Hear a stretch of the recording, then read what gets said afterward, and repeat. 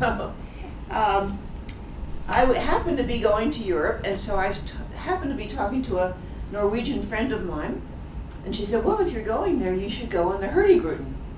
And I thought, anything with a name like that can't be bad, and so there's a lot of information about it on the internet, and you can book on the internet. And I did that, and as it turned out, I got the oldest ship in the fleet.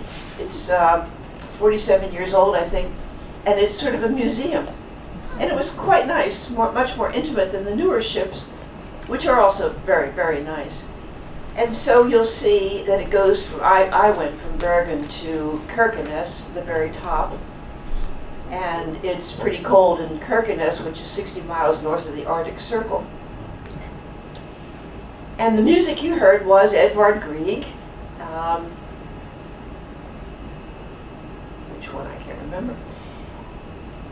So we will proceed. This is, so the first part is about Bergen, which I spent a couple of days there. It's a beautiful city.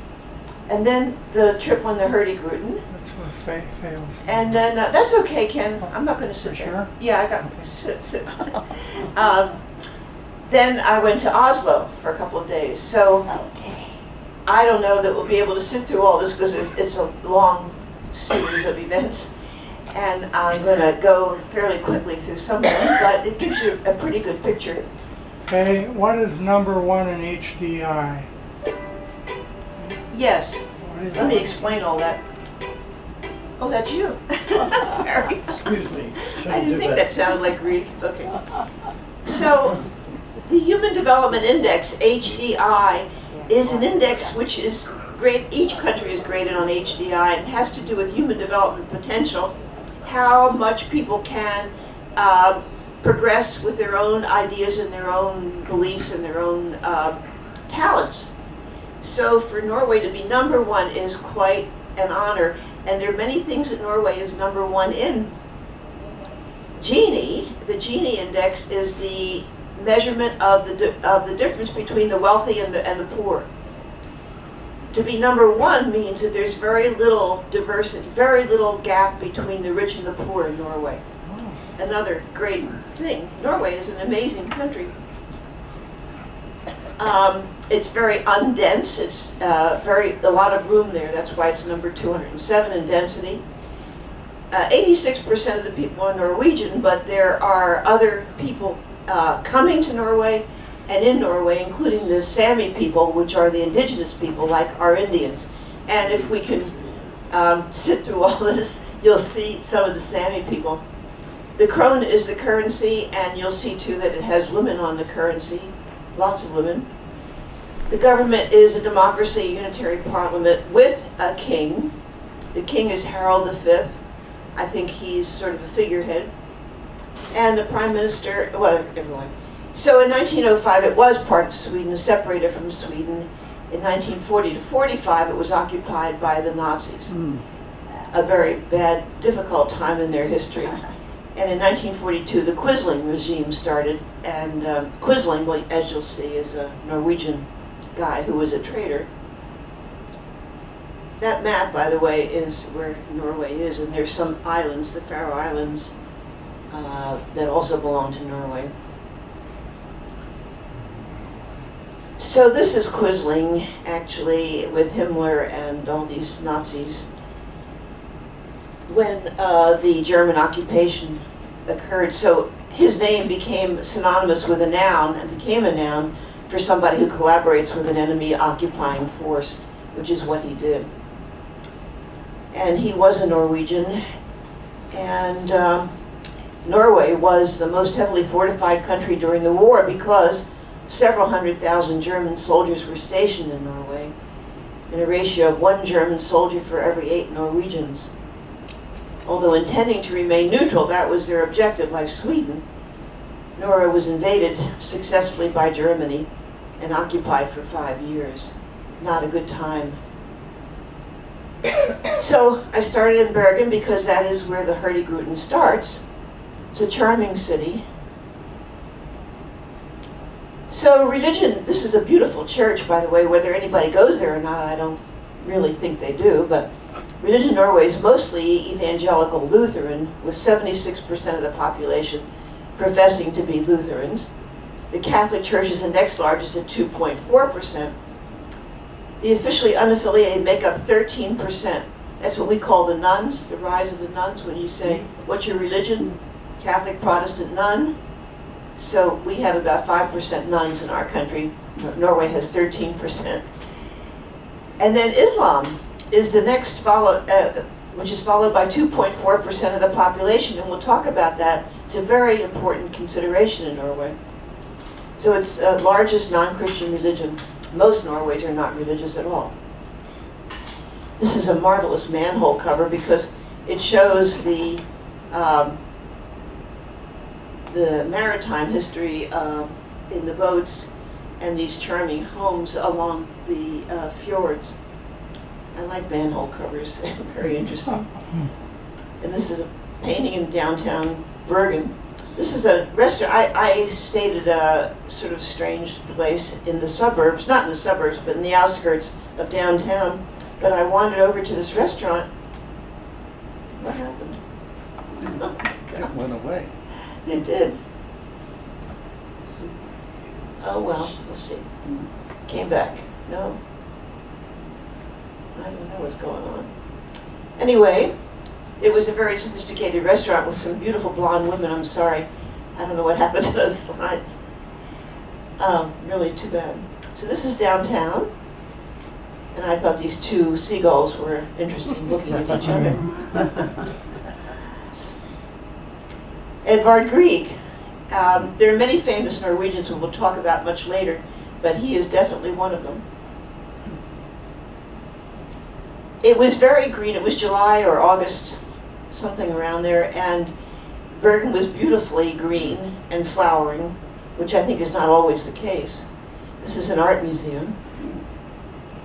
This is a guy who is Norwegian and a violinist, and here's a Norwegian and accordionist. Funny guy. Downtown. This is McDonald's, and this woman is a sculptor. There's also somewhere a sculpture of a homeless person lying on the ground, which is very alarming. You walk past it, and I don't know why I don't have a picture of it. And you think, oh my gosh, poor guy, but he's a sculptor. There it is. And this is another McDonald's. This is a very famous war memorial. There's also Chinese restaurants in Norway, in case you're wondering. And it's also a cruise ship port, Bergen is, not just the Hurtigruten. Beautiful port, actually. Interesting port. Very good fish here, obviously.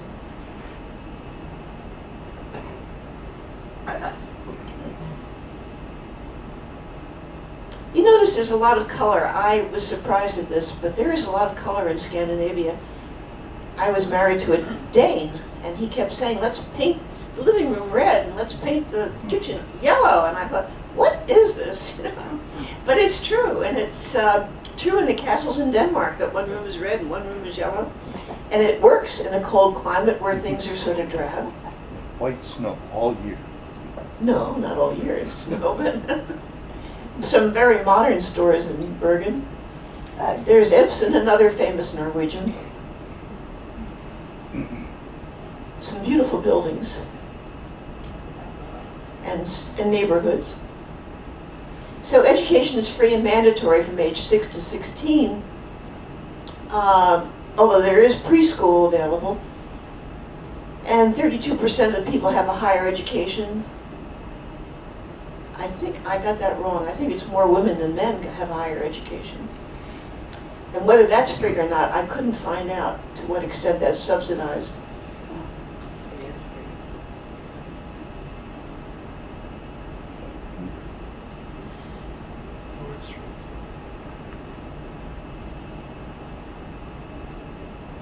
See how colorful the buildings are.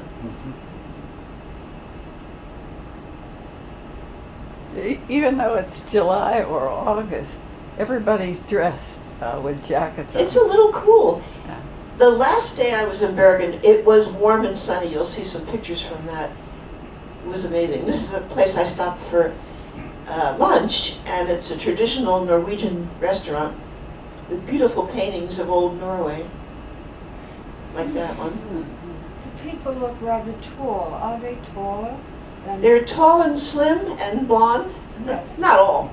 Yes. I mean, there's short, fat, dark-haired ones too, but Talking about them.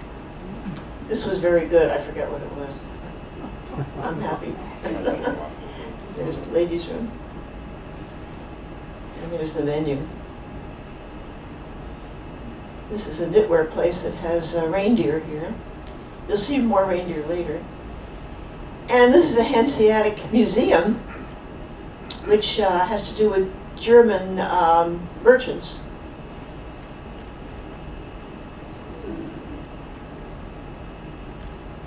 How's that for a bright red? Wow.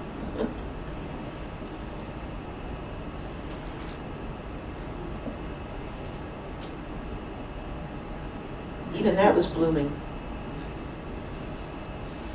So this is interesting. I wandered up the hill and I found this Ethiopian Eritrean restaurant. And this woman, who is clearly not Norwegian. And here's the restaurant. And it says salam, which is Arabic for hello. And here's a Thai restaurant.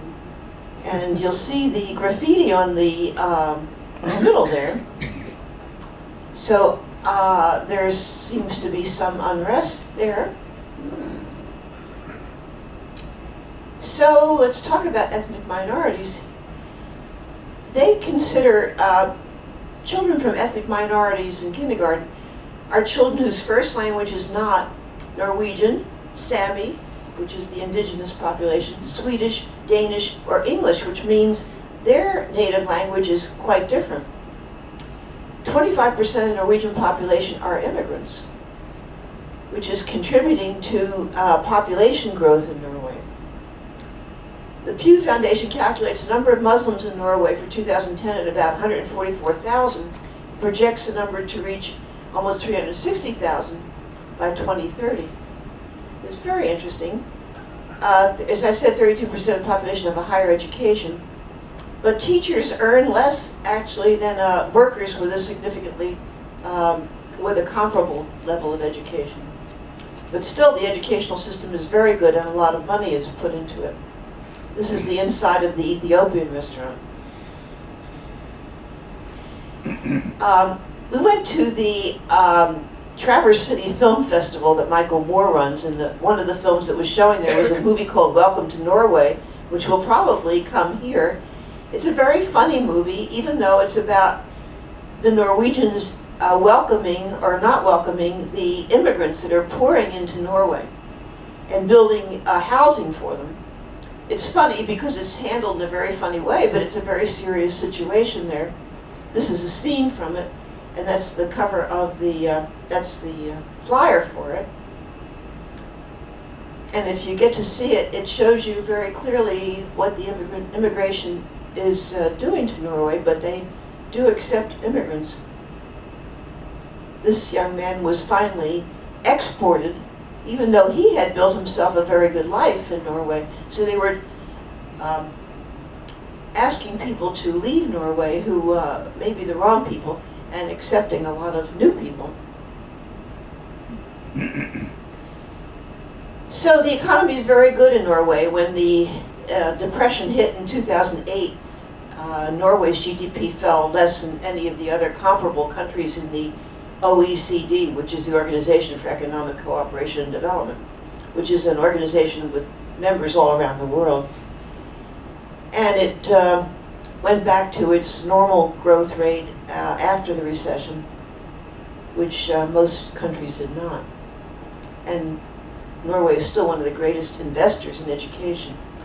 It votes an expenditure of $14,000 a year US per student, from primary to advanced education, college, and it's the third largest within the OECD. United States averages $9,300. At the tertiary level, that is college and graduate school, the spending comes from public sources, which is much higher than elsewhere. Just mentioning this because Norway is a very literate country, very well educated, and very concerned about public education. What's going on here? Okay, so now I'm on the Hurtigruten, and I call it a coastal postal boat because it goes along the coast and it delivers mail, among other things, to all these little towns.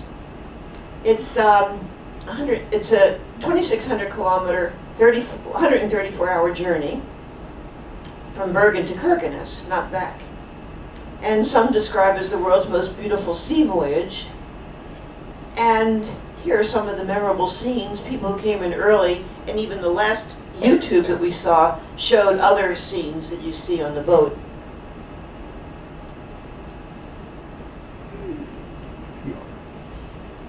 This is in western Norway, and it's the home to the world's largest concentration of glaciated valleys, etc. I don't think you need to know all this. There are apparently 6 routes that you can take by boat and 4 UNESCO World Heritage Sites. So you see quite a bit on the ship. And that's the route, Bergen on the bottom and Kirkenes on the top. And obviously that comprises a lot of weather zones. So that explains why it's so cold up here, because here is 60 miles north of the Arctic Circle. And Bergen, by comparison, is relatively warm, as you can see, remember, from the vegetation. 7 days, 34 ports.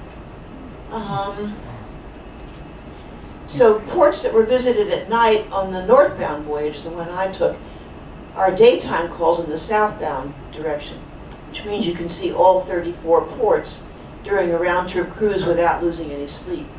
And I just went one way, and I was there for a week. They don't, there's not enough time at all the ports to get off, but you see some things.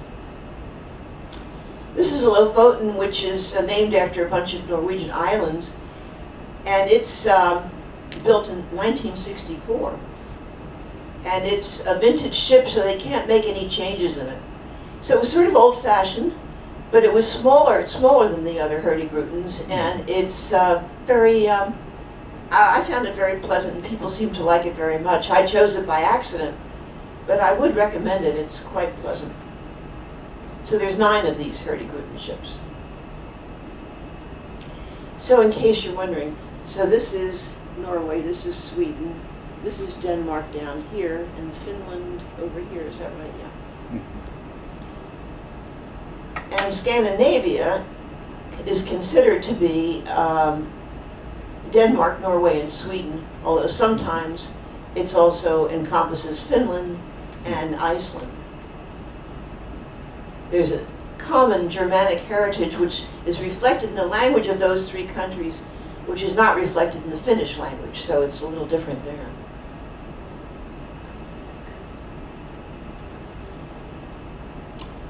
Well, this is a little more about, Norway is a socialist country, essentially, and with a market economy, but a welfare model with universal health care and a comprehensive social security system, has extensive reserves now of petroleum, natural gas, minerals, lumber, seafood, lots of seafood, fresh water, and hydropower. The petroleum industry now accounts for 1/4 of its GDP, which is why Norway now is an extremely wealthy country with a very high standard of living, and also the 2nd most expensive country in the world. Quite expensive. So on a per capita basis, Norway is the world's largest producer of oil and natural gas outside of the Middle East. It's the 4th highest per capita income in the world, and number 1 in GDP. That is saying a lot. And again, the highest human development index ranking in the world. First on the OECD Better Life Index, the Index of Public Integrity, and the Democracy Index. Just quite a remarkable little country. So the Hurtigruten has been in business since 1893, the world's leading premier expedition voyage operator. Not sure what that means, but and they go to other places besides this particular route. think I said this before. Yeah. So these are some of the scenes. This is, by the way, since I didn't see this on the ship, but since the 1980s, oil production has helped to expand the Norwegian economy considerably. And this is oil that was found in the North Sea. I didn't take that picture. I had to steal some pictures from Google because mine weren't quite as good as that. People who love nature would love this. I'm not a big nature lover, as you know from my other films. I like civilizations and cultures better, but it's okay. So this is the lounge in this particular old ship. I found it very comfortable. I read a ton of books here. Thank you. The food was spectacular on this ship. I'll show you more food slides later as I'm getting hungrier and hungrier. And there were a lot of single people, so it was no trouble to sit down with somebody who could have more likely been from Scandinavia or Europe. Very few from America. But they were all fun to talk to, and of course they all spoke English. So sometimes we'd spend 30 minutes in a port, or even less, to sometimes several hours where we'd get out and walk around a little bit. And a couple of stops we actually spent quite a bit of time there. The shore excursions can last up to 7 hours. And apparently you can leave the ship. I don't think I knew this at the time. Get on a bus and join the vessel later at another port. And so a couple of days we had people coming on in full regalia with their backpacks and everything. And they sort of went all over the ship. And then they would leave. And I couldn't quite figure out. So they did accept people who weren't staying for the whole time, which is great. I'm looking for the hop-on, hop-off cruise ship myself, so that would be ideal. I'd love it. Stay a week, stay a month, and then hop back on. Great. Live on the ship for a few days. This is our crew. There might have been more people, I guess there were. Very Norwegian. This is my little porthole in my little room. A sunset. There was the midnight sun, so it really never got that dark at night. And one of these days that I was on was the longest day of the year, and that definitely never got dark that night.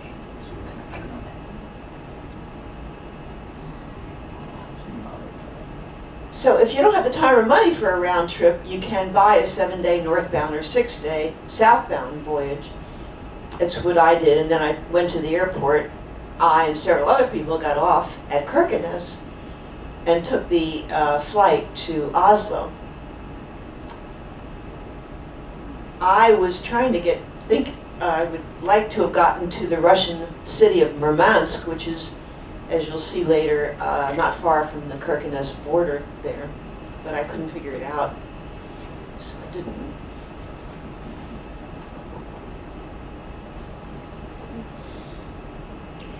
I don't know if you remember the slides that I recently showed on my trip to South America.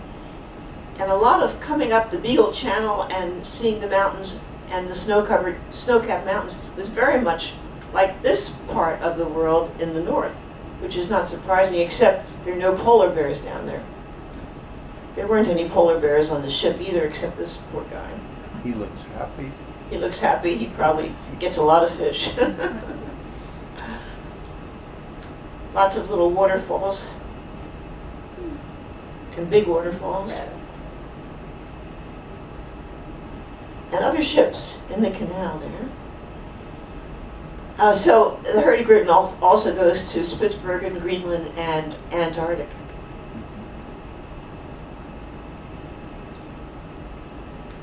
There's some brave kayakers. I think the water is pretty cold. I don't know how they get their groceries, so don't ask me, but pretty isolated up there. So this is the entrance to the dining room. And they ask you not to walk through it to the other side. These are the day trippers that I was talking about. They suddenly appeared on the ship at one of the stops in full regalia, and suddenly the ship was very crowded. And then they got off, and the ship wasn't crowded again. They use it as a ferry between They ports. use it as a ferry between ports. That's probably Yeah. right, yeah. How do you get off the ship? Is there a gangplank? Gangplank. Yeah. Get off at every Yeah, it's not stop. tenders or anything like that. You need to kind of sneak around. This is a pretty civilized place. Loaded cars and fish. She got to be a friend of mine. I think she's Norwegian. Sometimes you're there for several hours. This is a very sophisticated little stop. I don't remember what city this is. There was, I had difficulty getting internet connection on the ship, so I got off and went to one of these hotels and was able to connect with the internet. So hurdy-gurdy ships are similar to the ferry liners or cruise ferries that connect maritime nations throughout Europe. Unlike other ferries, though, they emphasize cargo rather than cars. Even the largest ships on the line carry only 50 vehicles. Our ship didn't carry any cars. And most of the cargo space is devoted to freight. The newer ships have car elevators, pallet lifts, and conveyor belts for quick loading and unloading. Ours was pretty old-fashioned. Passenger areas are mostly above the cargo decks. In effect, a hurdy-gurdy vessel is a cruise ship on top of a freighter. So that's really what it is. So here's a little city called Bodo. And this one is very close to the wilderness, and the northern lights are very good here. We didn't see any northern lights. Gateway to Norway's true north. I have to confess that this is not going to tell you all about Norway, and even my previous trip didn't tell you all about Norway. Even though it's a small country, there's a lot to see there. Here's some parts of Bodo. Very nice sculpture here, which may have some significance. It looks like a bird. The town hall, modern housing. Not sure what this is, who this is. Here's another little stop. Has the strongest tidal current in the world, and it is in Bodo, in the county of Bodo, municipality of Bodo. It has a huge, long bridge, a causeway, a bridge, I guess. So there it is, and there you can see the tides circulating, whatever tides do. Coming and going. That's the bridge. Remarkable, really. And there's an airport there. Wow, lots of churches. This church has such an unusual spire that I took a bad picture of it, but we're seeing. It's a little inlet, or I guess that's what a fjord looks like. This little house has grass growing on it, and seagulls on top of it, making nests of it. It's very pretty around there. We took a walk through the grasses and the flowers. It's not moving. Biking would be very interesting. It would be a pretty bike trip if you had good weather. So here we are, boarding. So I don't think they're 14, I think that's a mistake. I think there are 9 hurdy-gurdy ships. They all have one class, with dining rooms, cafeterias, bars, and lounges, smokers and non-smokers. And the panoramic lounge I showed you, which is not very panoramic, on our ship. How many chairs is Our ship had 151 beds, which is not the same as cabins, like my bed. My cabin only had 1 bed and a shared bathroom. Other cabins had double beds. And it built in 1964, so it's pretty old. We stopped one evening at a town, I can't remember where it was, to see a show. That is, those of us who paid for it, it's supposed to be a Norse show and a Norse dinner. And we had a Norse lady on a bus take us there. For some reason, I don't have any pictures of it. But I liked her shoes. And this is a building we passed. And some pigs along the way. That looks like a wild boar to me. Mm-hmm.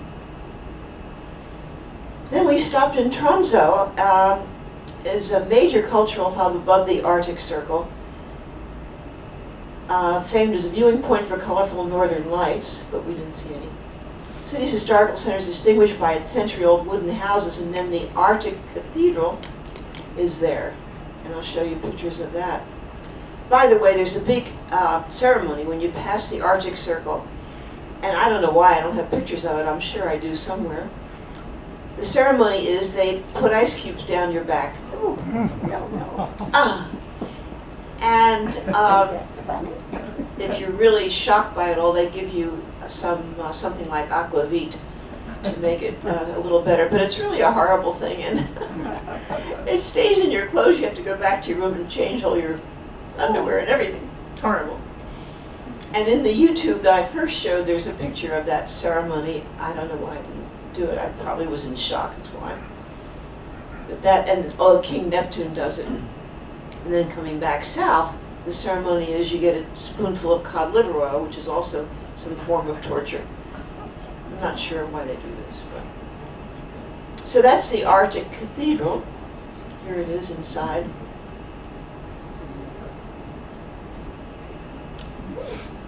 Very pretty. Talk about bright colors. There's a lot going on in Tromsø.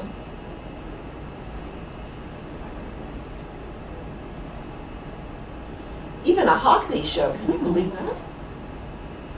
I didn't see it. Some pretty churches. Here's a picture of Amundsen, great Norwegian explorer, of course. Strange dog. This is the Finnmarken, and we went in here, and I have some pictures of it. But if you go to the YouTube, the first YouTube I showed here, when there were not many people, was on the Finnmarken, and it's a much larger, modern version of what we were on. Here's the inside of it. As you can see, the lounge is fancier than our lounge. Lighthouse. Here's something advertising one of these festivals, summer festivals. This is an amazing walk out to the island where somebody obviously lives. Here's some seafood. We'll see more. Here's another place we stopped in Finnmark County.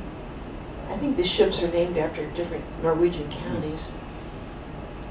And this is very popular during the summer for fishing, I guess. There's a little museum with miniature depictions. For some reason, a lot of Thai things were in this museum, including the Thai royal barge and the Thai king. Well, he was the king, Chulalongkorn, beloved king. Of course, the current king of Thailand is about to die, and it's going to be a big panic there, I think. This is Chulalongkorn. This is an observation place, and there's some goats. The Sami people are, as I said, the indigenous people of that area. They're also known as Laps or Laplanders. They don't like that name. They're Samis, and they speak Sami as a language. And they're a Finnish Ugric people. I'm not sure what Ugric means. And the Sami are the only indigenous people of Scandinavia recognized and protected under the International Conventions of Indigenous Peoples, and are hence the northernmost indigenous people of Europe. Sami ancestral lands are not well defined and span an area of approximately 150,000 square miles, about the same size as Norway, but of course it stretches all across the Arctic Circle there. They speak the Sami language. It's an amazing flag. This is an ancient indigenous people, and they have this extremely modern, colorful flag. This is their tents and a souvenir shop. Troll. I don't think this is a Sami person. No, that's a troll. A troll, thank you. That's right. Yeah, there's another one. Here's a group of Sami people.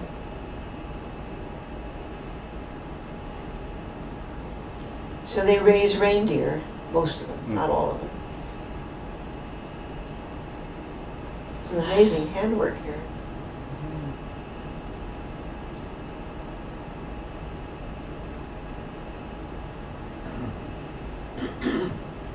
So there's a reindeer. Not real. And you have to think that they know Santa Claus, And maybe they do. I borrowed a hat for the occasion. Here's a real reindeer. And a real Sami person. Looks a lot like the Norwegian people. Pictures of Sami people. And in winter in a Sami village.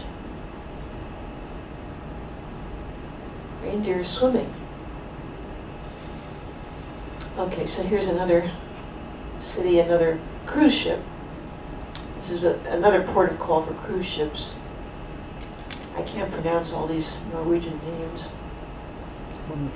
So this is this area of the ocean is ice-free, and it provides rich fisheries and tourism. And so it's 71 degrees north, but they still have some small trees and gardens. You can see the greenery in the back. There is some. And there's our ship. Well, I don't know if it's ours. This is very interesting because of the terraced fields in the back, not necessarily for growing things, but for preventing the wind from streaming down to the city. Snow, avalanche. Avalanche, yes, of snow. Because avalanche wipe out the town. Right, thank you. So preventing the avalanche of the snow, of course.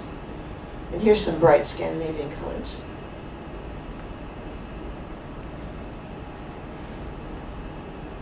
Here's another little town that we stopped very briefly in, also in Finnmark County. It's the population 927, which makes it the largest village in the municipality and one of the largest fishing villages in the county. So it stops here. There's a wind farm, which we didn't see, with 17 turbines, which provide the needs for 6,000 households. So it's a pretty windy spot. It has a well-known football team and a popular summer festival. All this goes on in this little town.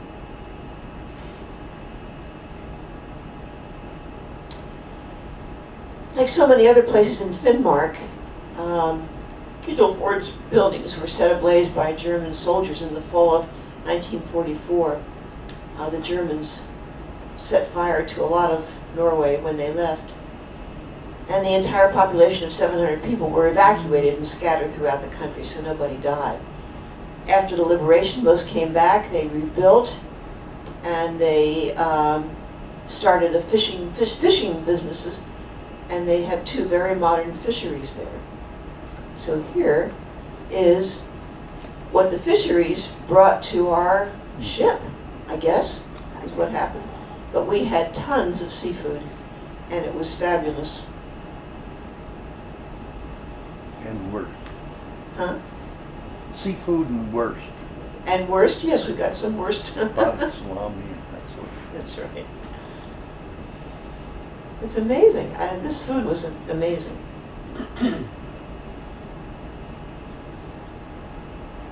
But man cannot live on fish alone, so we have plenty of great desserts.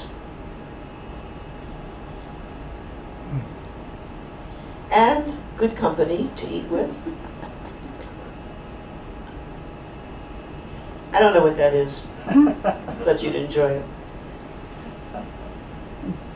This is another stop. So these are the kroner I was talking about. Here's 3 denominations. Well, no, 2 denominations. I guess these 2 women are the same women on the $500 kroner. And another woman. I mean, we're obsessing for years about what woman to put on our currency. And many countries have figured this out a long time ago.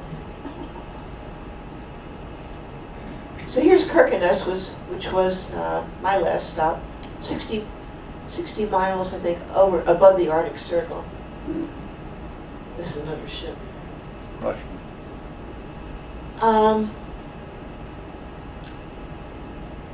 It was so cold.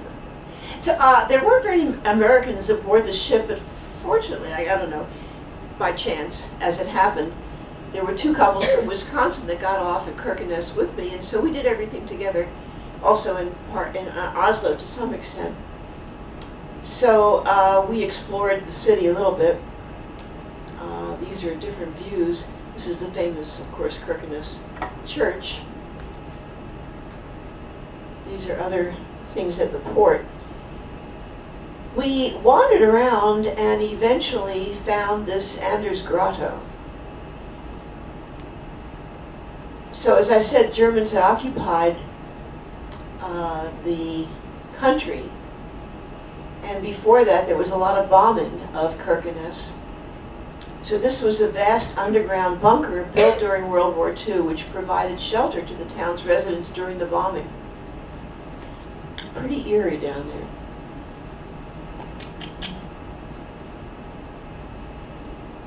The pictures describe what went on.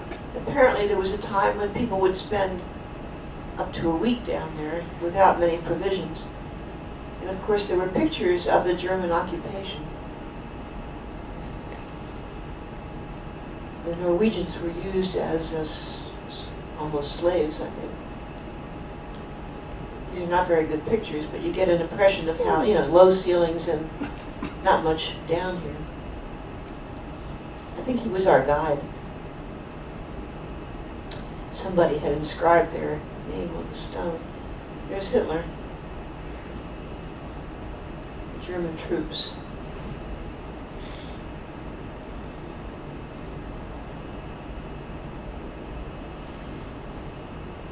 But then after the war was over, they had to deal with Russia and Stalin. I'm not sure how that happened, what happened there. A monument to commemorate the mothers of World War II.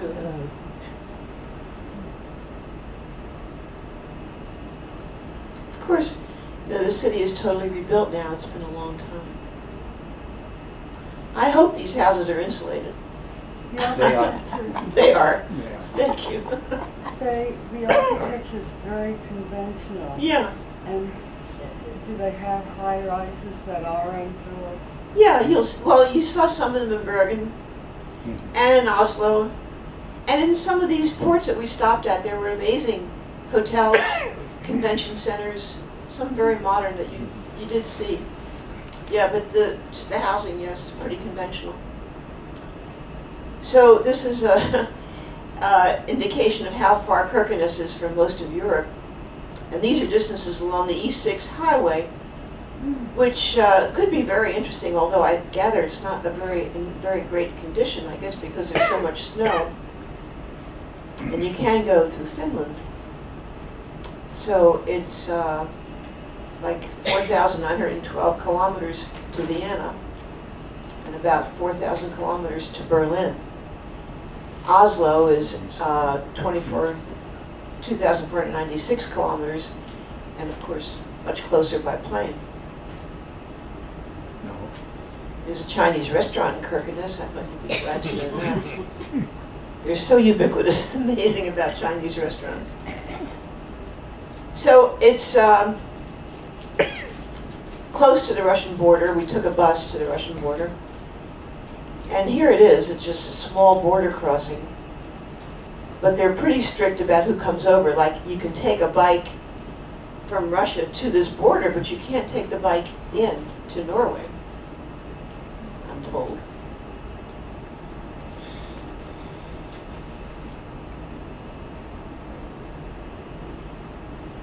Although there's a lot of places where the Russian-Norwegian borders touch, this is the only official border crossing.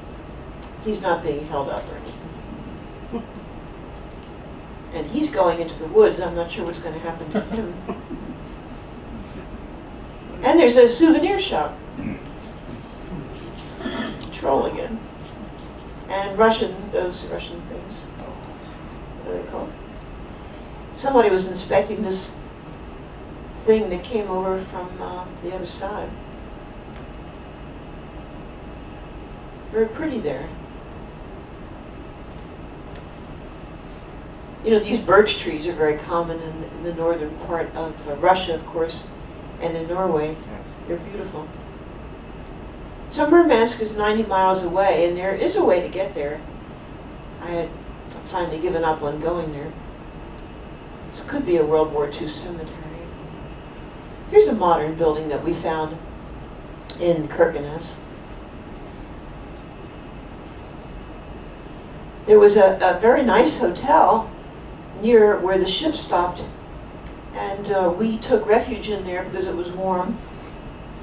But we did finally go out and see the city, and then we took a bus to the airport, and then we went to Oslo. And so there were 5 of us, these 2 couples from Wisconsin. There's a Salvation Army thrift store in Kirkenes you might be happy to know about. And apparently there's some fancy affairs there because here's an off-the-shoulder dress that someone turned in. Tattoo parlor. And this is a restaurant where we had our last dinner in Norway. No, not in Norway, but in this area. Pretty hearty meal. Okay, so are we still awake and we still want to see Oslo? Sure. Not mandatory, but these next few, not about 20 minutes of Oslo. There's a Rick Steves YouTube that is much better than this, but this is my version of it. So this pretty gate there. So this city dates from 1040 and is the economic and governmental center of Norway. And there's plenty of traditional buildings and other buildings. This is I'm not sure, I think it's an SAS line, but to have a scientist on the plane, pictures on the plane is very interesting. This is Mr. Celsius. The airport is very nice. I wound up spending an inordinate amount of time here because I was supposed to go to Belarus the next day, and I got stuck here because I didn't have a Russian visa. I think I told you the story, my Belarus story. And I couldn't make a stop in the 2-hour layover that was required to go from Oslo to Belarus. I spent a lot of time here trying to figure out what to do. Nice airport, mostly run by SAS, Scandinavian Airlines. And it was warm enough to sit outside, quite pleasant. We found this place, the 5 of us found this place sort of like a dormitory on the outskirts, far from the airport even, and way far from central Oslo. But I managed to stay here 3 nights because of the plane delay, and it was fine. There were some nice hotels around where I had dinner. It was quite nice. So this was a beautiful, warm, sunny day in Oslo, and I think there weren't many of those. And people seemed to enjoy it immensely. I certainly did. This is beautiful downtown Oslo. It is quite lovely. I was ready to move there, especially on a warm, sunny day. It was beautiful. And ice cream exists there. Pigeons exist, seagulls. And excellent public transportation. So, as you know, the Nobel Peace Prize is not given in Sweden, it's given in Norway and selected by a Norwegian committee. And this is where it's given. So this is where President Obama got his Peace Prize. And it's for the person who's done the most, or the best, or the organization, not just the person. The most or the best work for fraternity between nations, for the abolition or reduction of standing armies, and for the holding and promotion of peace congresses. Many of us think Obama was not exactly worthy of this, but anyway, he got it. That's the hall. This is not the hall. This is another pretty building. This building is under construction, so they made one of these covers. So I took a hop-on, hop-off bus, which took a beautiful ride around the suburbs and all kinds of little towns. It was beautiful, marvelous. Beautiful architecture.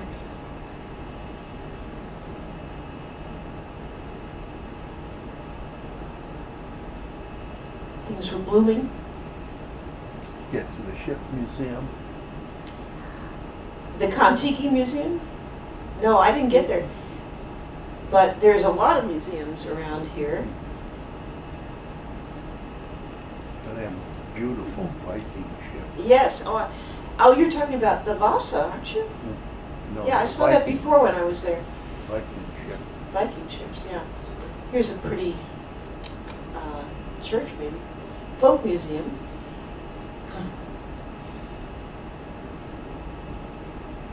So this is down by the waterfront where, this is the Kontiki Museum, which I didn't go to.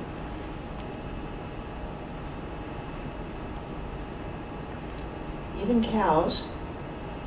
This is a beautiful YouTube if you have a chance to look at it. It's by Rick Steves about Oslo and also about the rest of the country. It's quite long, so I'm not showing it, but. So it's surrounded by water, so of course there are a lot of ships. Some cities are called global cities, and Oslo is considered a global city, partly because I think of the immigration I mentioned before, not just from other refugee countries, but also from other European countries and from Scandinavian countries.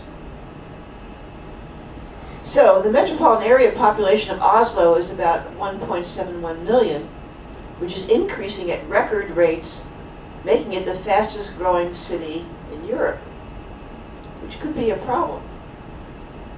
I was about to move there, so you can imagine. So the growth stems for the most part from international immigration and related high birth rates. That is, the immigrants have high birth rates, the Norwegians don't, but also from international migration, that is, from other parts of Scandinavia. The immigrant population in the city is growing somewhat faster than the Norwegian population, which is true in Europe too, where they've taken immigrants. And in the city proper is now more than 25% of the total population. So, we've got a problem here, I think. So, again, a very good public transportation. The Vigeland Sculpture Park, I didn't go on this trip, but I've been there before. Vigeland was a Norwegian sculptor who made some very interesting sculptures. This is the royal palace where King Harold lives. And these pictures are taken on a different day where it is not warm and sunny, but it is more typically cold and rainy, which changes my mind about moving there. The Capitol building. So there's some modern buildings you can see here, and traditional. It all fits very well. Beautiful fountain. So Oslo is a hub of Norwegian trade, banking, industry, and shipping, an important center for maritime industries and maritime trade in Europe. Not surprising since it's surrounded by water, but they do very well with that. Of course, remember the Vikings. Here's an old castle. Cruise ship dock. Not sure what that says. So, the place where they present the Peace Prizes, where I showed you, this is the Nobel Peace Center, which is a museum. So, Aung San Suu Kyi got her Nobel Prize in 2009, but was unable to leave Burma to receive it, so she was finally able to in 2012. So they made a big thing about her. She was not the recipient in 2012, but they talked a lot about her in this museum because she was finally released from house arrest, and she was elected to the Congress there. And she came to Norway to receive the Peace Prize then.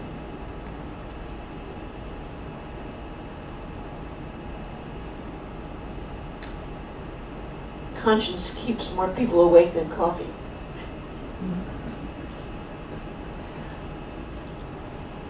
This is the Alfred Nobel, of course, was the man, and they had their little lunch place was called the Alfred. And here I am enjoying the warm, sunny weather, the beautiful dock area here, and a delicious lunch before I went into the museum, or in the middle of my trip to the museum. People are really enjoying this area. Well patrolled. A good dinner, after a good dinner, one can forgive anybody, even one's own relations. Not sure about that. You can hear a lot of Norwegian in the background.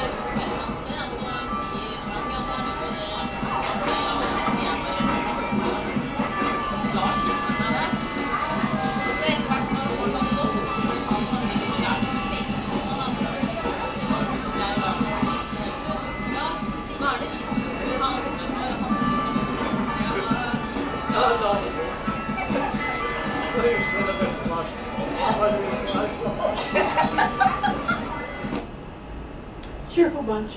They were having a good time there.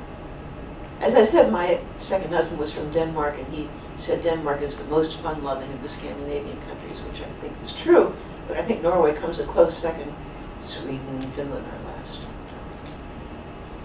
This is the inside, again bright red, the shop of the museum. Here's some of the things they sell.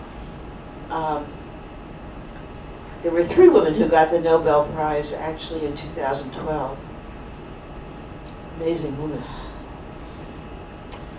Aung San Suu Kyi said, "Fear is a habit. I am not afraid." There was a lot of stuff on the Middle East, and I think one of the Nobel Prize winners was from Afghanistan, where 57% of the females are married before they turn 16. And they live 43 years. So here's a potential bride. Groom's pretty good looking. Burqas in the desert. So these are the 3 people that got the Nobel Prize in 2012. The president of Nigeria, Ellen Johnson Sirleaf, and this amazingly brave woman from Yemen. And I can't remember where this other woman is from. But they had videotapes of what these women did. It was clearly very impressive. It took a lot of guts to be courageous in these countries. This is a wonderful exhibit they have of different screens which show different things that these women did. Another little place to eat. She was good. She must have come from a ship somewhere. So here's modern buildings. It's a different part of Oslo. So what happened was, I was on a hop-on, hop-off bus, and I got on pretty late in the afternoon, and I was sitting upstairs, and there was nobody else up there, and suddenly the bus goes through parts of Oslo I hadn't seen, and then goes through a tunnel. And I thought, this is not right. I better go downstairs and talk to the driver. And in fact, he was going home. The tour was over, and he didn't know I was up there. It's a bad scene here, so he was very nice. And he took me back, but he left me off in a part of Oslo that was not part of the tour, this part of Oslo, which is new. And he said, "Good luck, bye." So it turned out to be very interesting because he left me off near the Opera House, this brand new Opera House, which is amazing. It's the home of the Norwegian National Opera and Ballet and the Opera Theater. It's in this neighborhood, central Oslo, and it's in the middle of a fjord here. It contains 1,100 rooms, and all the square footage. The main auditorium seats 1,300 people with other performance space. It's really quite remarkable. There are pictures on YouTube with a performance going on with all these thousands of people there. The interior, very nice. So I was really lucky to get to see this. Similar to Sydney. Like the Sydney Opera House? A Yeah. little bit. It's on a The architect is a Norwegian Snøhetta, and it received a World Architecture Award in 2008 and the Mies van der Award in 2009. This is they do play music in the afternoon, and then across the way you can see other buildings going up, including hotels. So I took a train back to the airport and then a bus back to my little hotel dormitory. But I had a very nice meal that night at one of these neighborhood hotels. And going on the train, you see all these rural places. And this is a hotel by the airport. So Oslo was ranked #1 in terms of quality of life among European large cities. It is the second most expensive city in the world after Tokyo. Oh. It's pretty expensive. Wow. So we were waiting for the bus in the morning to go to the airport. I thought I was leaving, but I wasn't because I couldn't get on that flight to Belarus. So I had to come back here.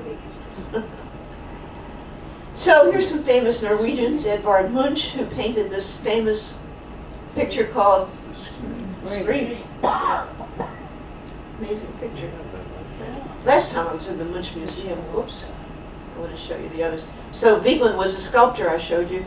Grieg, of course, the composer. Ibsen, the author. Heyerdahl, the explorer, and also Amundsen. Pretty impressive for a small country. So that says goodbye. Come again soon. So, anyway, thank you. That's it. We managed to get through the point.